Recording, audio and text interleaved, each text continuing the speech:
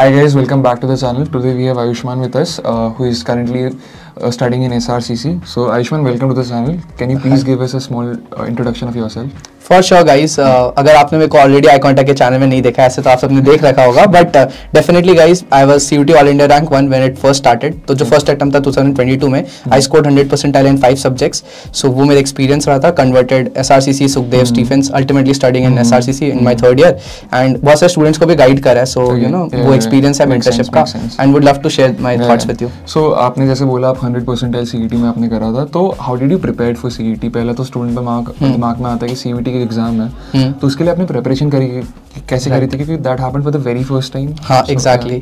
हमारे टाइम पे तो बोर्ड्स में भी टर्म 1 टर्म 2 था, तो it was definitely very huge challenge. हमें पता भी नहीं था. एक तो दिसंबर में हमें पता चला कि होगा कुछ एंट्रेंस टाइप का, and exact details came out in Jan-Feb, and आपका हो ही गया था जुलाई में exam.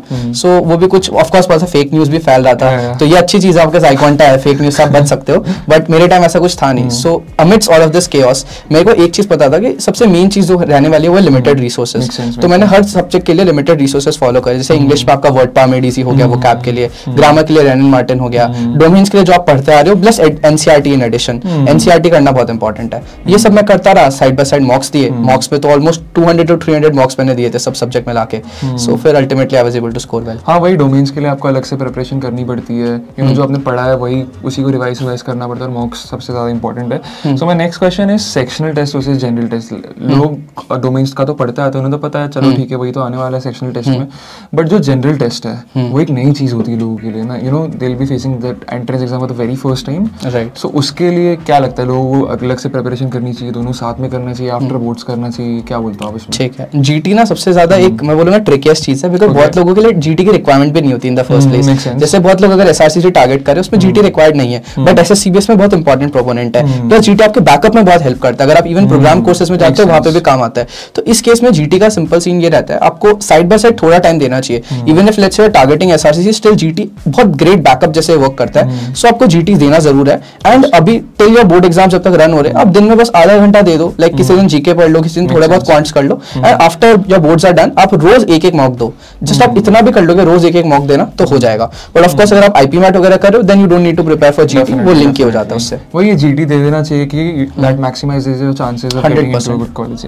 So my next question is, आप SRCC में हो तो SRCC वर्थ द हाइप है कि नहीं है, कि क्या सीन है, कुछ अलग ही सीन हो रहा है वहाँ पे? What do you think about that? SRCC 100% worth the hype है. मिलियन टाइम्स आई से यस, बिकॉज़ मतलब मैंने सही चॉइस लिया था अपना. मतलब जो लेवल ऑफ आप दूसरों को देखते हो ना, मतलब मैं ये नहीं बोलूंगा कि आपको कोई बहुत ही अलग इंफ्रास्ट्रक्चर मिल जाएगा या बहुत ही अलग टीचर्स मिल जाएंगे. वाइल टीचर्स अच्छे हैं, मतलब जो भी दूसरे लोग पढ़ते हैं जिस किताब से, वही टीचर्स हमें पढ़ा रहे होते हैं. सो वो बहुत अमेजिंग लगता है. But that is not the biggest thing about SRCC. The best thing about SRCC वो ये है कि जो लोग हैं आसपास, वो लोग खुद ही सब अपने लाइफ में फोड़ रहे होते हैं. इतने लेवल के डेडिकेटेड होते हैं. कोई चाहे स्पोर्ट्स में हो गया, कोई सोसाइटीज में हो गया. जैसे अभी मैं NACTS नेशनल चैंपियनशिप्स में गई थी कजाकिस्तान में. सो मतलब सब कुछ ना कुछ लाइफ में क्रेजी कर रहे होते हैं. कोई स्टार्टअप्स बना रहा होता है, कोई प्लेसमेंट बड़े बड़े उठा रहा है, कोई कैट में रैंक ला रहा है. So everyone is doing something, so that inspires you. सबसे आपके सीनियर इंस्पायर करते हैं, तो एक वो आपका इकोसिस्टम बन जाता है. So definitely worth the hype. So I mean SRCC के आपने बोल दिया ये सारी चीजें होती है. So I want to know more of this कि how is a day in life at SRCC. आपका कैसा दिन होता है, क्या करते हो आप, क्या होता है?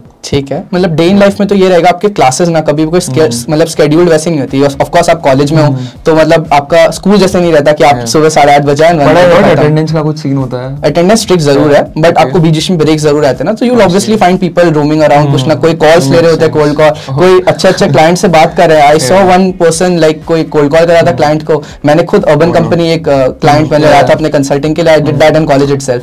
सो आपको ऐसे लोग कुछ ना कुछ क्रेजी करते हैं, मिलते रहते हैं कॉलेज में. बट ऑफ कोर्स लोग क्लासेस अटेंड करते हैं, डिस्कशंस अच्छे होते हैं. एंड पोस्ट दैट 1:32 के अराउंड जब मोस्टली सबके क्लासेस खत्म हो जाती है, everyone you know engages in some activity और द अदर. प्लस बड़े बड़े लोग आते रहते हैं, हमेशा एक्टिविटीज होती रहती है. सो ओवरऑल वेरी वाइज में SRCC का प्लेग्राउंड एंड जो स्पोर्ट्स का इंफ्रास्ट्रक्चर है वो भी काफी अच्छा है. Yes yes. Badminton court and anything. हां, हमारा स्पोर्ट्स कॉम्प्लेक्स बहुत अच्छा है. वहां पे इवन सुंदर पिचाई भी आए थे जब उन्होंने बताया था कि not enough to get into Shriram College of Commerce. तो हमारे स्पोर्ट्स कॉम में हुआ था. सो या any last final tips for the students who will be preparing for CET and appearing for that?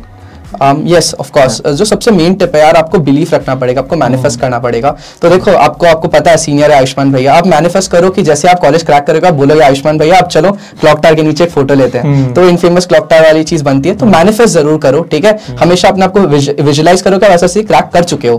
जब वैसे सोचोगे तो आप तैयारी बहुत सीरियसनेस से करोगे, that is how you will be able to make it. बाकी of course clock tower photo pending. Thank you guys for watching. If you have any questions for Ayushman or anything from us, please do comment box में आप comment कर दें, we'll reply you out there. Thank you so much.